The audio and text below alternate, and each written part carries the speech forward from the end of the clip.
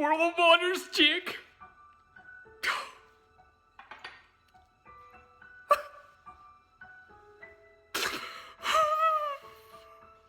For modders, Jake. Don't be sick. Hey guys! Thanks very much for joining me. I need to find out who that creep is at the start of my video. He seems very upset.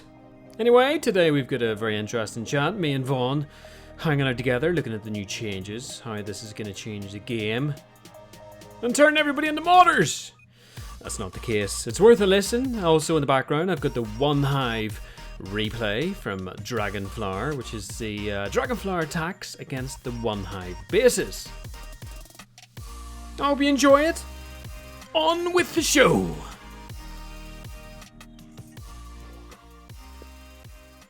Okay, welcome to another random episode of something completely different. Today we're going to discuss a couple of interesting things. First and most importantly is a friendly challenge. I want to get your view on it and explore what it really looks like.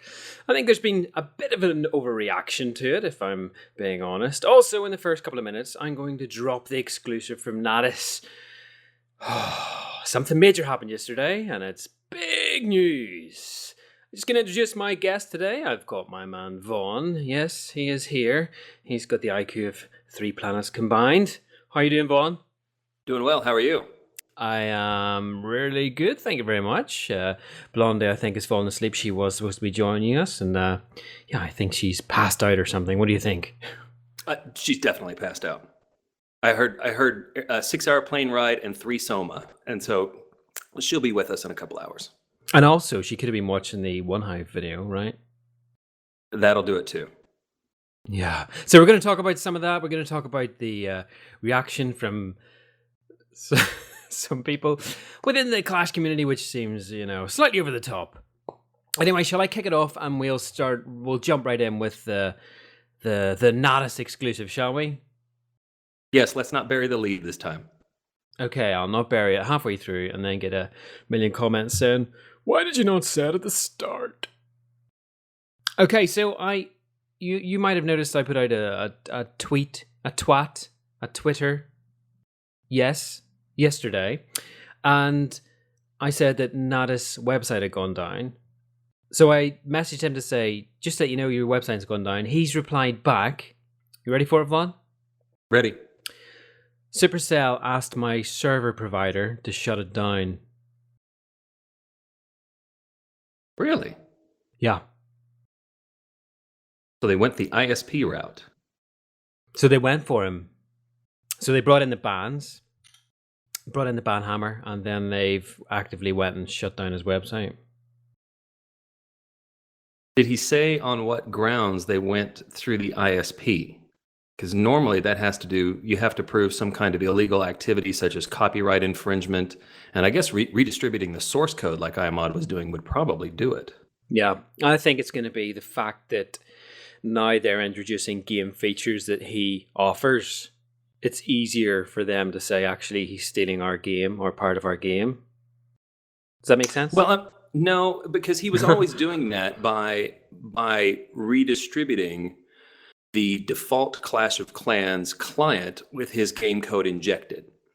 So he was taking their intellectual property and including his own into it to create something new. And I think the introduction of the bans really didn't change his deployment methodology and how he distributed the code. So I think, what they've probably said is, this is ours. We have, intellectual property protections around it.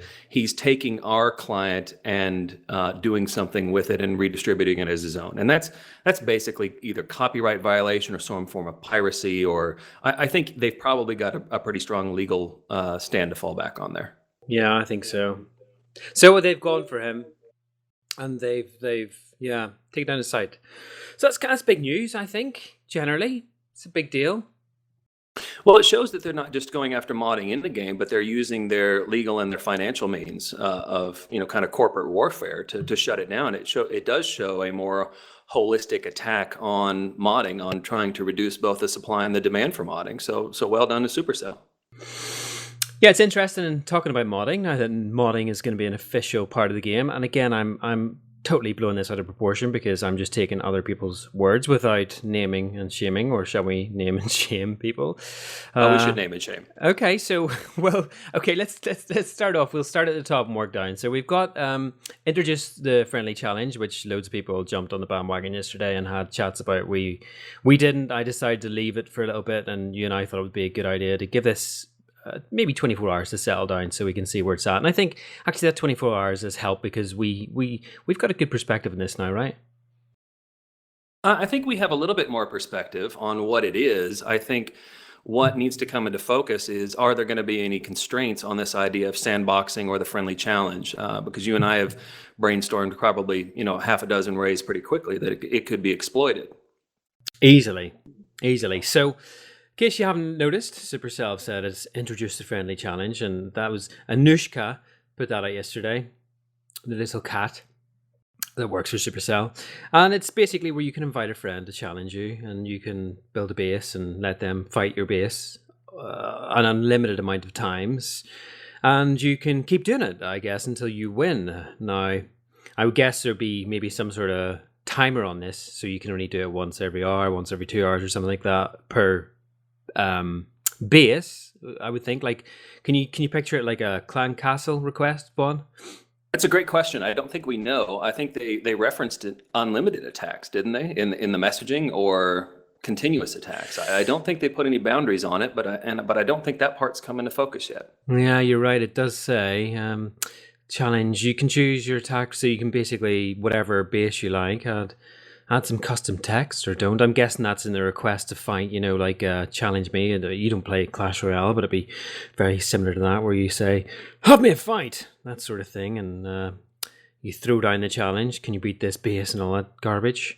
But it does say in there, when you clanmates using your village, everything you deploy will be returned to your battlefield, so don't hold back. The replay and results of the attack will be available in clan chat. Of course, if your clan can't wait that long, they can watch live, right? It doesn't say about the volume of times that you can attack it. It just says about the troops being returned, etc. Yeah, we pretty much covered that idea on a previous podcast chat, or whatever you want to call this, where it talked about Supercell stealing ideas from the modding community, just as the same way that iPhone stole ideas and innovation from the jailbreaking community. This is an interesting one in that they've gone straight after this idea of sandboxing attacks that was always a key feature of the modding community.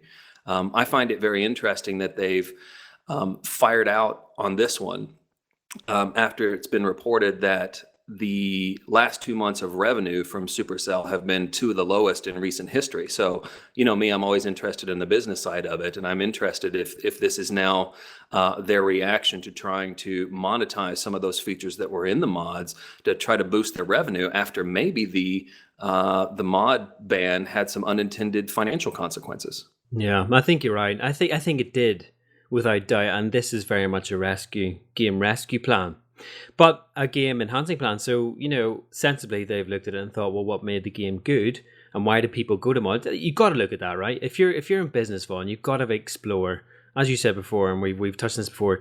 You need to explore why people are drawn to something else, and it's more than cheating, isn't it? It is, and we've talked about this where Supercell needed to take a look at why people went to mods in the first place. And as I pointed out in the past, it really started around dissatisfaction around the nexting, around the multiplayer option, and it grew from there. This idea of sandboxing war attacks came in much later in the evolution of mod development, and it built on to some of the exploits that had already been in there. But I think, the critical mistake that Supercell made was they went through and, and to their credit, they did a good job of, conducting both psychological and technical and now apparently commercial warfare against the mod community. Great job.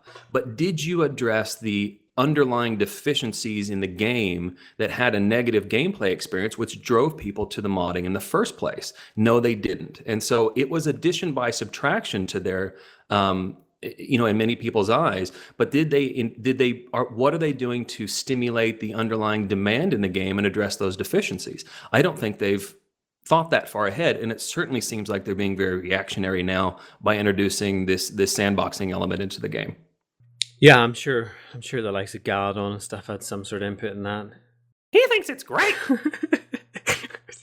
he does. He does. He does. He lives in Disneyland with Minnie and Goofy and Chief Pat, and we love it. And Supercell is great. Oh gosh. Yeah. Did you go to ClashCon? It was wonderful. I think I'll never get invited to ClashCon ever. Ever. No. Oh. Never. Poor Galadon. Anyway, so I'm kind of thinking about this, and if you look at what they've done, right, this friendly challenge thing, okay, they haven't gone the whole hog in this. I think they could have went a bit further with it, but I think they've held back, if I'm being honest, because they could quite easily have released the mod adaptation, if you like, and where they could have unlimited troops, so you could literally release a developer mode of the game and let people have fights with numerous troops like mod did, but they haven't. They've said that you must use your troops from your camp. And I have a bit of a theory behind this, in that Supercell can start making revenue from simulated attacks. Previously, before the last mod update, you had to have everything in your camp that you wanted to attack with, right? So as Supercell are selling this now, where you have your troops and you attack with them, and then if you want to change it, you have to then change troops. Okay? So what the Nadis did on his last update was make it so you could pick any troop you want, any number of troops you want, and then you attack with those. But Supercell have gone with if you want to change troops, you need to breed something else in your camps. Now, this is the way mod used to be, Vaughn. I don't know if you were in the mod in those days or knew anything about it, but you'd have to keep gemming. So a massive revenue would come from the top war community, who would keep gemming fresh armies. Okay. Does that make sense? Interesting. It does. I didn't know that, but that's interesting. Yeah, so it wasn't a case if you always just picked whatever troops you want and then you just attack with it. You actually physically had to cook them and then you altered them. And I myself, yeah, that's where my gem usage used to be. It would be in altering armies. So there you go. So you're thinking it's a revenue driver for people to cook gems. To cook troops on gem in the heat of battle when trying to crack an enemy base. So you think they know that people are going to basically duplicate enemy bases and run sandbox attacks using the friendly challenge feature, and they're trying to monetize that? Yeah, why not? I think that, I don't know.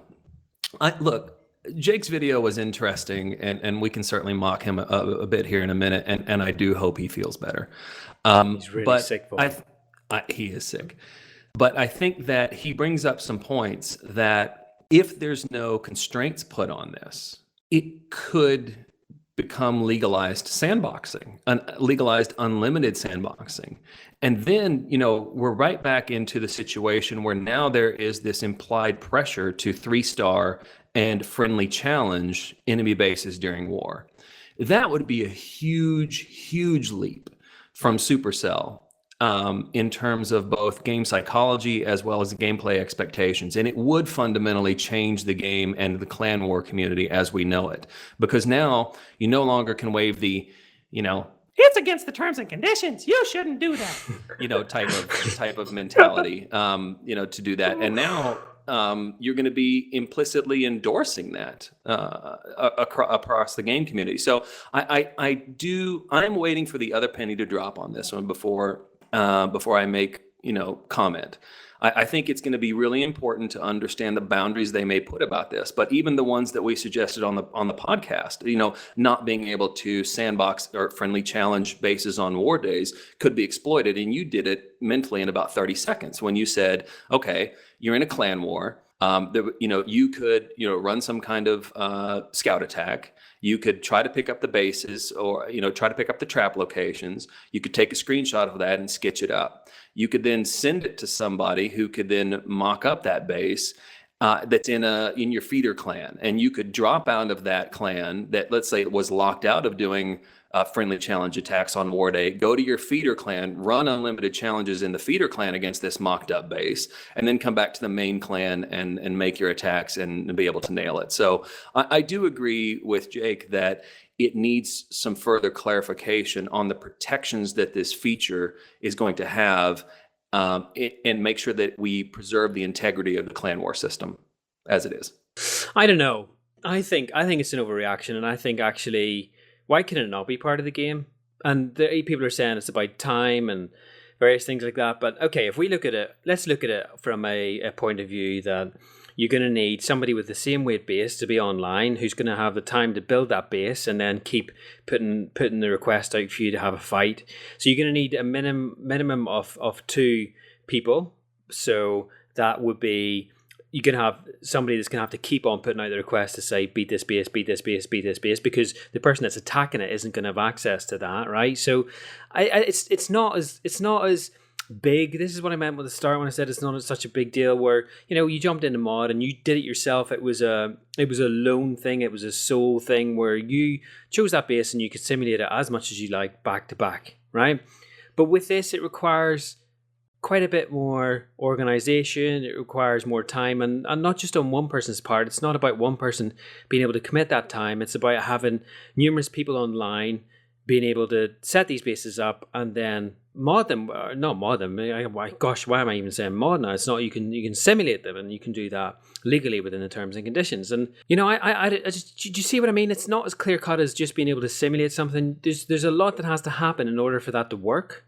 I don't think it's as much as you think, because it only requires 2 people to be working together. I mean, if this was a team effort and it required 5 or 6 people in order to work, that's fine. But, you know, really, you're only going to mod the toughest bases anyway. So in a 50-person war, let's say like you're modding the top 5 to 10 bases. Great.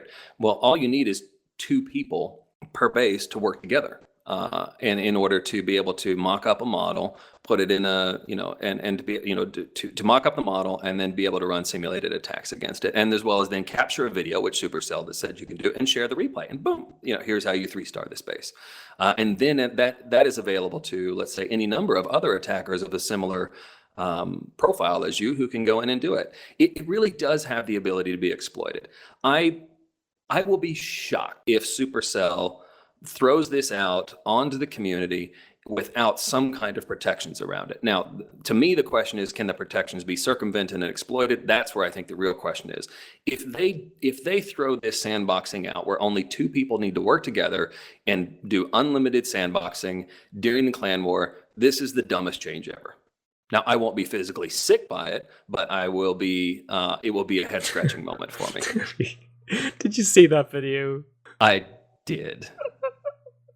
I thought it was dramatic. It was interesting because, you know, first of all, when people say, first of all, I don't have all the facts, but usually, you know, you have to take what they're about to say with a grain of salt. So it's interesting. Does Jake have all the facts and he's prohibited from talking about it? Is this kind of a dog whistle type warning that he knows this is coming out in an unlimited fashion, and he's kind of being a harbinger of the death of clan wars and the integrity of the clan wars? Or is he truly kind of talking out of his ass here? I think time will tell on which way we can interpret Jake's sob story video. It was really dramatic though, wasn't it? And do you know what concerned me a tiny bit, Vaughn? And I know I did that little video, it was just this little sketch of me crying and stuff like that, but it just disturbed me that somebody can be so consumed by something to the point that it really matters that much. He's got emotional investment in this topic, and I go back to his little cigar tweets. I don't know if you remember this, when he said, you know, when Supercell finally stomps out modding, you know, I'm going to smoke this special cigar out on my patio. And he had some forewarning that the modding changes were coming, because he was cheerleading openly for Supercell and posting pictures of, if this happens, what I think is this happened, I'm going to go out and enjoy this cigar. And he was actually calling out modders, and he took a very emotionally invested stance in the anti-modding stance, where you and I think, have taken more of a realistic approach and approached it from different angles. You know, to me, I think Onehive and Jake have appointed themselves as kind of the high sparrow of this entire situation, and are walking around, ringing the bell and saying shame, shame, shame, on the entire modding community. I think that backs you into a certain corner. Now, there's no escape from that corner. And I think now he maybe feels let down by Supercell, the same organization that he was cheerleading for all along. It's a really weird. Because if everybody's fair play now, if the entire game is fair play and the entire system is fair play, and now sandboxing is legal, why do we need Onehive to speak on behalf of the entire fair play community? I think you're right. So Jake, he said it made him sick, physically sick. Yeah, what can push you so much in a game that makes you physically? It's just a bit far, right? I thought so. And to me, it speaks of overinvestment. And look, I've talked about in the past, through my gaming history, when we talked to Onehive Tate, who was a great guy, by the way. I got wrapped around the axle with a couple games being EverQuest and Order and Chaos. So you can definitely get overinvested in these games, from a time standpoint, from an opportunity cost standpoint, from a financial standpoint, from an emotional standpoint. And that video, to me, I have a lot of respect for a lot of the content they push out. I have a lot of respect for the interest they've generated in the game. It does speak, I think, to some deeper issues, whether that's a loss of relevance in the fair play community, or he feels betrayed by the game, or he just now thinks the entire thing is not worth it. It does speak to someone who is out of balance. Yeah, and also probably a little bit unhinged. Anyway, since his dignity has died, I think we should do something quite fitting and have just a moment of say not in grief, he is no more. Live in thankfulness that he was. A death is not the extinguishing of the light, but the putting out of the lamp, because the dawn has come. What is dead may never die. Poor Jake. I just hope he feels better. Once he's tried it, once he's dipped into the sim world, I think he'll love it. I don't know. I do understand his perspective. And I do think if Supercell has done this without any constraints and about any thoughts about how this could easily be exploited, it will undermine the clan war community, and it will have devastating impacts, because I think the knock-on effects of this in the immediate clan wars, as then what clans expect from war, will be tremendous. But I think it's still be, to your point, do we have enough details to make that kind of conclusion and make that kind of intellectual and emotional stance? I certainly don't. And I'm now wondering if Jake does and is trying to tell us in coded language, or he doesn't and has lost perspective. Maybe, but anyway, as far as Onehive go, they had a good war against Dragonflower. They beat Dragonflower 85-83. Dragonflower obviously have been fair play for quite a while now, and so Onehive came in. That's what is playing in the background of this video, just to make it more interesting. It's the attacks from Dragonflower against Onehive, and Onehive won, which was fair play to them. They've now beat Dragonflower 3 times. I feel like Dragonflower are also now their official bitches. I think that would be fair to say. And my mini was in there being touched by somebody. Really? So, yeah. No, by... I'm jealous. Oh, not by Caledon. He's great. He's so good. So those guys are going to be... I noticed that their YouTube channels and everything, they're getting a lot quieter, and there's certainly not a lot of stuff coming out like Clash. And I think this has kind of fired things up a little bit again, which is also ultimately what Supercell want. They're a company, they're a business, and for me, if I was working for them, this is exactly what I would have done. I would have taken... It was in the stages. What you said was true about the revenue fall, and it was the worst it's been for whatever, and you got to take action. You got to ask why, and it all fell in line with the introduction of the bans. So you had the bans dropped in, which was great. People got banned. Now the threat of permanent ban was the next step, and nobody has been permanently banned as far as I'm aware. I've put out a call out on Twitter. I'm linked in with all the TWC, and I'm in a lot of chats, and guys are still openly modding. However, this update news has made them say, well, what's the point? And also with that, you have the notice to Nadis and the takedown of his website. Do you know, like, you look at it like that, Vaughn, it's pretty obvious what's happening. Spell it out for me. Keep going. Okay, so you've got Supercell have actively taken the good bits of modding, which were sim, and I think maybe copy base would be a step too far, but it would be great. I would fully embrace that. You can see where, yeah, I think that would possibly be the death of it. But you have Supercell have literally taken out the competition because there was money being made outside the game where you had iMod, and he's probably made millions. Nadis the little millionaire, and then they've thought, well, you know what? Let's take this. Let's try and make the game great again, and let's put in a rescue plan to fix our game and push it back up the charts. Ultimately, it's about investors, stakeholders, and they want to see revenue going up. It's gone beyond the game, and they want to see it back at the top. But they can do that by providing more compelling game content. And this is where my biggest criticism for them, it seems to be, and I think you touched on this earlier, but I don't think you gave it enough pop, is the short-sighted, erratic development cycles that they're going through. You know, Town Hall 11 wasn't really well thought out. You know, you've had the introduction of witch enhancements, and then you've had the nerfing of witchments. Then you had the buffing of Valks. Then you had the introduction of the bowler. You've had the putting out of the banhammer, to take away from some of these illegal features, as you were talking about. You're going after Nadis and the mod community on several ways, and then you're introducing sandboxes. It seems, I mean, they are veering in the lane. They are swerving in the lane, and I think it raises more questions about where is this game going and who is at the wheel here and what is their motivation, because it is impossible for me as someone who's at Town Hall 11 to understand how these choices that they're making add up into some kind of cohesive decision-making process and some overarching strategic plan for the game.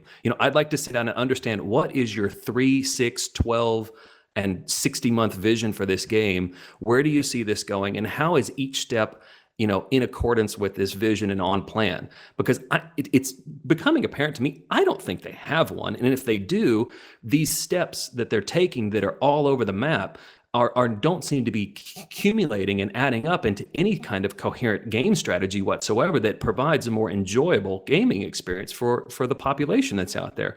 Most Town Hall 11s I know don't want to play. They're maxed out. There's no challenge. There's nothing to do. They're working on the bowler just because. The Town Hall 11s that I know are actually out there playing their minis now, and they're dissatisfied with the current state of the game. I think rather than veering all over the lane and kind of giving things to the population and then taking it away, they need to be more worried about what is their development strategy to create a satisfying gaming experience for all levels of Town Hall players, and how are they going to bring that to market in a cohesive fashion. This is the big fault that I see of them, and I'm again a little mystified that they're not letting us in on what is their long-term gaming strategy here. Yeah, I see what you mean. And you at the start where you said about the bringing in the game changes, and the game changes haven't been good enough, so they need to do something else. And the game Town Hall 11, you and I know the game's not fun. There's nothing fun about it. I did a war yesterday, and I actually got so fed up of just being 89%ed by Valks and whatever else, and I can't be bothered building bases because it takes too long. And I just think, what's the point? I was so close to quitting the game, where I was, I've got fully maxed Town Hall 11, and I'm just sitting there looking at it going, I can't even be bothered attacking, and I don't want to push anymore because pushing's incredibly stressful. I don't like the shield system. I think the shield system sucks, and I don't want to go back up into Legends and having to be look at my game every 5 minutes. I'm just not there with it. I can't be bothered with it. So there's nothing. The introduction of this, the sandboxing, and I'm going to call it the new game feature, for me, it pulls me back. It does? It does. It makes me interested again. And it makes me think, do you know what? I can start perfecting Archer Queen Walk. I can start perfecting other things and get my timing right and become an expert at the game through the proper channels. And they can pull this off, let's say, without having to, let's say, go and secure when they can introduce the sandbox activity. As we mentioned, not do it on game day, et cetera, or war day, et cetera. One thing they can do by that to counteract the effects of sandboxing is to introduce more variability into the game. You and I have had some discussions around this. Skeletons added an element of variability into the game that simply couldn't be accounted for. I think if they would do more along the lines to randomize defensive behavior, so that you can have your attacks and you can strategize how the way things are going to go, but there's going to be some disruptive element of the game that is going to throw off the best laid plan because you simply can't plan for it. That to me, I think, is how you could programmatically, in using the gameplay experience, to counteract the effects of the sandboxing. Yeah, and they tried that with the last update when they, at Town Hall 11, they brought something in where a lot of the guys, whenever you did a sandbox attack, you would record it on auto touch. Auto touch would then replay your attack whenever you went into. Do you know what auto touch is? Before or shall I mean it out a bit? Yeah, no, you're gonna have to tell me. Okay, so auto touch was a program you'd have on a jailbroken device. You would log into your Clash of Clans village. You would set your village, so you would zoom all the way out. Yes, you'd zoom your village all the way out, so you're looking at it. You then simulate an attack and press record, so your screen and your device then started recording every touch that you made. Yes, so you would then simulate an attack, record every touch you made, and you get a perfect 3-star. So you'd work until you get the perfect 3-star, then you'd record it via auto touch. You would then stop your recording once you got your 3-star, and then you go into a live attack, and all you would do is play back that recording. So you don't actually play the game, you've already done it, and all you're doing is replaying the simulated attack. Program does it for you. Does that make sense now? So the recording of practice attacks was built into the mod, or this is no? separate? So it was it's a separate, and actually it's a very useful program for other things. It's not designed for Clash. It's something completely separate, but it worked very, very well for recording every single touch and very specifically. So it's called auto touch? Yes. Well, I like anything called auto touch. You can't auto touch me in your van, you creep. Yeah, so it's a program where it records everything very specifically, and then it plays it back. So what Supercell, and the point I'm trying to make here is Supercell did do an alteration where the war map was slightly different than the actual sim map. So whenever you simmed on a home base. So you had if you picture two chessboards, so you have chessboard A and chessboard B. Chessboard A is your home base layout, and that's the exact squares. Chessboard B is your war base, which is a slightly different set of squares. And I'm talking minute pixel detail here, slight differences. So whenever they updated Town Hall 11, they changed the war map, so it was slightly different than the home map. So whenever you recorded your auto touch, and say, for example, a classic one would be wall breaker deployment. Whenever you deployed wall breakers on the simulated attack and war, the wall breakers would run off somewhere completely different and explode something which you didn't want, and you more than often failed. So they implemented. So they were obviously aware that something had to change, and they implemented this change within the war maps. And that effectively stopped quite a lot of people modding. Then people find a way around it, and they worked and worked and worked, and they figured out how to do it. So it counteracted what Supercell have done. So the point you made where you got random AI, say like the skeleton troops, the little skeleton traps, they ruined Go Wipe effectively. Right. Mm-hmm. And the skeletons do something different every time. If you had your clan castle act differently every time, or your heroes, I'm talking about the defending heroes here, act slightly differently every time, or I'm trying to think what else could you have that just behaves slightly differently, enough to be the difference between a succeed and a fail. All right, I have it, and this is nothing new in the gaming community, but this is the time. So I already think that Supercell is either listening to our podcast or was fed our podcast, or we were just incredibly intellectually aligned with the idea of the sandboxing that they've now adopted almost verbatim from our last podcast. Here's the next big idea. Is in the gameplay community, you have this idea of a character being charmed or possessed.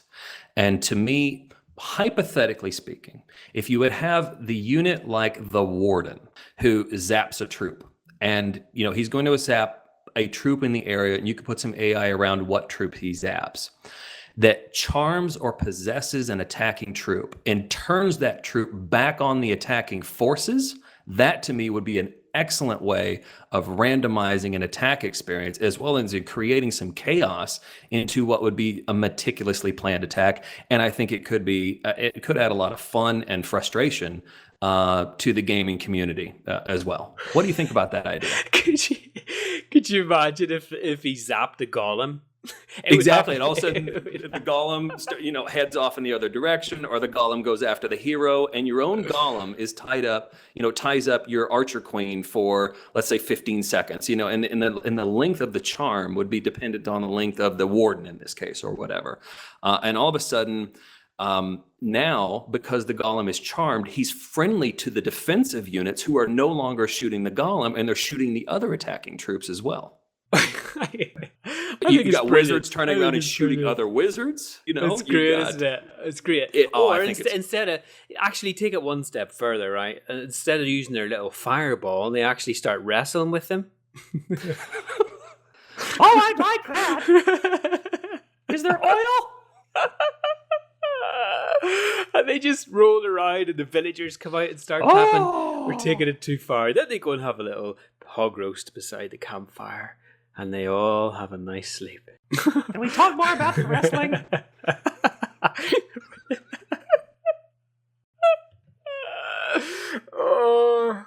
And what about a hound, though? Right? What would a hound do? Just fly away?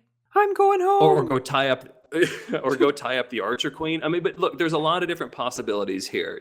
I think you wouldn't want a hero to be charmed, but to there'd have to be troops. A limit to troops, wouldn't there? So you'd have to say there'd have to be some kind of limit and down. Yeah, there'd have to be some kind of limit. There'd have to be some kind of AI interaction. A hound screws off to the corner of the map. You've got the golem attacking and going and tying up the heroes. You have wizards turning on other wizards, etc. I just think the gameplay opportunities are limitless. I think that it would be a fun experience, and it would introduce that randomness and that chaotic nature into the raid experience that simply couldn't be planned for. Because what is that warden? Who are they going to possess, and what are they going to do? I think you could sandbox all day long, but you couldn't account for one of your own troops being charmed or possessed. Charms with sweets. With lollies and a staff. Oh, I like you. Do you know what? I could see that working. I think that would be. It needs that fun element back, right? It's so serious, and Onehive are so serious, and the fairplay community, hardcore, is so serious. It needs just to be fun. It's supposed to be, and do people miss it? It's a game. It just needs a bit of humor, a bit of fun. It has to be challenging. Yeah, don't get me wrong. A bit of chaos. Yeah, I mean, and you're trying to do it with bits and bytes and pixels on a computer screen, and you're trying to do it with people that you're playing with in a sense of community. But I think it can be done, and I think they've lost that of that element of what makes the gameplay fun. And I really have to take them to task on one thing. They said they wanted to strive for layered attacks, having different troop combinations work in specific orders to make, to reward the diversity of attacks. Great. What have we gotten in the last couple of months? We've got flank left, flank right, and witches up the gut. And that was nerfed and then replaced by flank left, flank right, and Valks up the gut. I mean, there's really not that strategic element to anymore, which then is itself to a certain amount of the player population getting really bored with the game because it's the same damn thing every raid. And I'm really not looking forward to doing my Town Hall 11 raids in the war, because I know it is some variations of what I've just said, either some kind of golem flank or queen walk flank on either side, and spamming troops up the gut. And that's just boring. And it needs I really would like them to focus on fulfilling their own mission, which they stated, which is rewarding complex and layered attacks. That to me, there are great attackers out there. And I know we referenced Barndo in the last, in one of the previous videos when you had the when you had the server hacker on. He's one of the best attackers that I've seen in really understanding tile by tile, what does the game AI do, and how do I need to layer the troops to get maximum distraction and of the defenses, and to get maximum efficacy of the offensive troops. And there's a lot of players out there who will take the game to that level of seriousness. And you know what? They do need to be rewarded for that. And right now, the game is not rewarding when you simply can have a basic strategy that involves spamming troops and dropping spells, and then just magically getting a high 2-star or 3-star of a base. And that's where they need to go back, is making the game a more enriching experience. Yeah. And what about then? So if we took it one step further and said that because you have all these, when you're attacking, you obviously have a ton of defending structures and defending, that you destroy during that raid. What if there was a better interaction with troops and, a random AI with the defensive structures? So I don't know, if you say you zapped a spell factory with a wizard and then something happened to that wizard. We talked about the warden, you mentioned that. I think actually, that's a real goer. I think there could be something in that. But something happens with a bit more where there's so much random that regardless of how many times you practice it, it's going to be different. You can't predict the unpredictable, if you like. And then you'd have Clan Castle troops is another easy fix for Supercell on this, and the way they're released. So they come out at different times every raid. Yeah, I think another way you could introduce randomness into the game is electrified walls. And I'm not talking about 275 electrified walls. I'm talking about, let's say you got 15 walls that you got to place in your base that looked exactly like the rest of your walls. But when a troop came in contact with these walls, it stunned or paralyzed any troop, let's say for a period of time, and perhaps depended on the troop strength. Again, that element of surprise and being able to have traps in walls that are unseen by the attacking player population, I think would be a great way to kind of introduce that, that element of surprise into the game right now, and be able to disrupt those scripted attacks, because it would take you a while to suss out where are those 15 walls and how could they disrupt my attack. Yeah, and Valks, for example, they would really, it might be a good counter to the Valk, or you have a golem punches it and it's stunned for a shorter length of time than a Valk, so they're stunned depending on their size. Exactly. But so there's, again, I'm a businessman. And I've kind of brainstormed, in my alcohol, addled state, a couple of randomized ways to introduce some fun and some random elements into the game that could overcome sandboxing. I mean, you come up with ways that sandboxing is going to ruin the game, and the ways that all the protections could be overcome. And I think the only viable way to counteract sandboxing is through randomization. And I'm sitting here in an unpaid capacity, coming up with what I think that are two, pretty decent half-baked ideas. And, much less what are the people again, it goes back to what are the people in Supercell thinking about, and what is their long-term strategy for the game, and how do these changes fit into their strategy? Yet to be seen. They need to do better.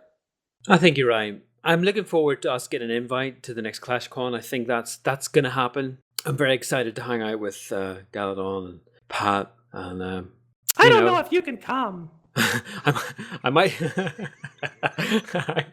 I might see if I can get a lift with Galadon. But what would that conversation sound like? It would just be, hi, Groot. Want a sweet? I got plenty of room here in my van. Oh, do you want some gems? Jammies? Oh, dear. I am slightly I find envious. lollies are most effective. Oh. Yeah. So there you go. I think that's an interesting. We've certainly explored some stuff there, and I think that I haven't listened to everybody else's chat. I know that lots of other people have been doing chats similar to ours over the last couple of weeks. I find that no coincidence. But I haven't listened to them. I know there was some other stuff going on this morning with people overnight, which is UK morning, USA daytime. I don't know. How does it work? Wherever you are. But how does that sun thing work? Jeez. I don't know. It's just so confusing. It breaks my mind every time. I can't figure it out. But there's lots of people chatting about it. I don't think anybody would have chatted about what we've chatted about in the depth, if that makes sense. And I think that it's certainly good insight. I'd love to know actually what other people think. And I think your two ideas are great, actually. And I think Supercell should probably take note of it. Randomization is the way forward. I think so too. And if you need two people to bang on at length and beat one subject, conversationally to death, it's me and you. That's our job. Yeah. We clearly have nothing better to do, and we haven't got any lives. And also, I've had a little. We're joking about Onehive. I have full respect to Onehive, and what you guys have done, and thank you for what you've done. I do think things are changing though, and I'm not saying it's not some kind of. But things are changing. Let's be honest, and we gotta move with it. It's the game. You gotta accept the game for what it is, and you gotta have some fun on it. And hopefully, the changes that Supercell bring in, and if they take some of the ideas that we throw out there, then the game will be a lot of fun. It can be. Will be. Will be. Anyway, that's it from me and my man Vaughn and our special guest Gali Dong. Bye. Take care, guys. I am Groot. And I'm Galadon.